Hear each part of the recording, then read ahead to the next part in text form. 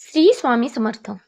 उद्या गुरुपौर्णिमा. आपल्या गुरु, संत, आई वडील आणि शिक्षकांप्रती कृतज्ञता व्यक्त करण्याचा अत्यंत पवित्र दिवस. या दिवशी अनेक घरामध्ये एक सुंदर परंपरा आजही जपली जाते, ती म्हणजे मुलांना ओवाळण्याची परंपरा. अनेक आईंना प्रश्न पडतो की गुरुपौर्णिमेला मुलांना कशाने ओवाळावे, त्यामागे नेमका अर्थ काय आहे आणि ओवाळणी ही कशी करावी. म्हणून आजच्या या व्हिडिओमधून आपण याच विषयी सविस्तर माहिती जाणून घेणार आहोत.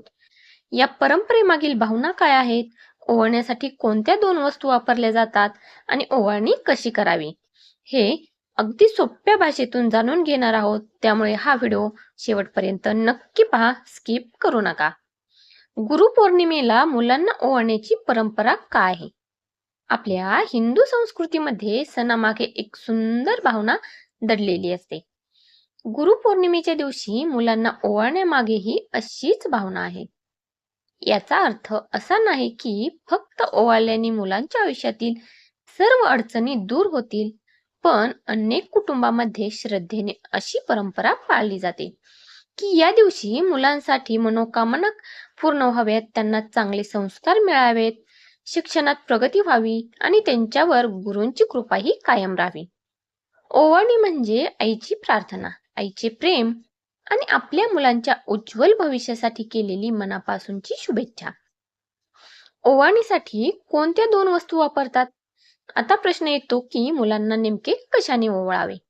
अनेक घरामध्ये तेल किंवा तुपाचा दिवा आणि अक्षदा वापरण्याची देखील परंपरा आहे. तर काही ठिकाणी दिव्यासोबत फुले, हळद कुंकू किंवा प्रसादही ठेवला जातो. मध्ये प्रत्येक घराची परंपरा वेगळी असू शकते. म्हणून आपल्या घरात ज्या पद्धतीने परंपरा आहे त्याच पद्धतीने तुम्ही देखील नक्की ओवाळणी करू शकता.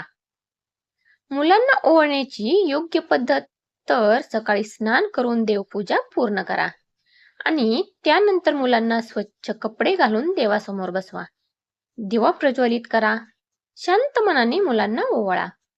ओवाळताना मनात अशी प्रार्थना करा की हे गुरुदेव, माझ्या मुलाला चांगली बुद्धी, उत्तम आरोग्य, चांगले संस्कार आणि योग्य मार्गावर चालण्याची प्रेरणा द्या.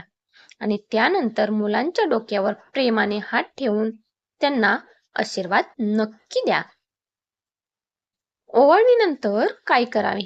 तर ओवाळणी झाल्यानंतर मुलांना प्रसाद द्या. त्यांना गुरुपौर्णिमेचे महत्त्व सांगा. त्यांना सांगा की गुरूंचा आदर, पालकांचा सन्मान आणि चांगले आचरण हीच तर खरी गुरुदक्षिणा आहे. यामध्ये मुलांमध्ये लहानपणापासूनच चांगले संस्कार रुजण्यास नक्कीच मदत होते.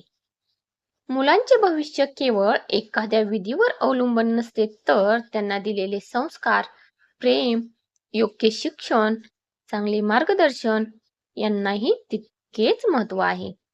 म्हणून या गुरुपौर्णिमेला मुलांना ओवाळा, त्यांच्यासाठी मनापासून प्रार्थना करा आणि त्यांना चांगले विचार देण्याचा संकल्पही नक्की करा. गुरुपौर्णिमेचा खरा संदेश काय आहे? तर एक गोष्ट नेहमी लक्षात ठेवा, गुरुपौर्णिमा म्हणजे फक्त पूजा, आरती किंवा एखादा विधी करण्याचा दिवस नाही, तर हा दिवस आपल्याला योग्य मार्ग दाखवणाऱ्या प्रत्येक व्यक्तीबद्दल कृतज्ञता व्यक्त करण्याचा दिवस आहे. म्हणून तुम्ही देखील आपल्या गुरूंचे आशीर्वाद नक्की घ्या. आपले आई वडील, शिक्षक, संत, गुरु आणि ज्यांनी आयुष्यात योग्य दिशा दिली, त्यांच्यामुळेच आपण आज जे काही आहोत ते आहोत.